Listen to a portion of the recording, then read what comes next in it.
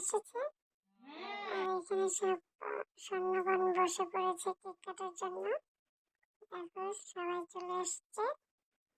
এখন আমরা কেক কাটবো। কেক কাটার ভিডিওটা নিতে পারি না, একটা ফটো দিয়ে দিলাম। এখানে আমার মা আশীর্বাদ করছে। আজকের মতো এটুকুই। সবাই ভালো থাকো, সুস্থ থাকো। ঠিক আছে, দেখা হচ্ছে পরের ভিডিওতে।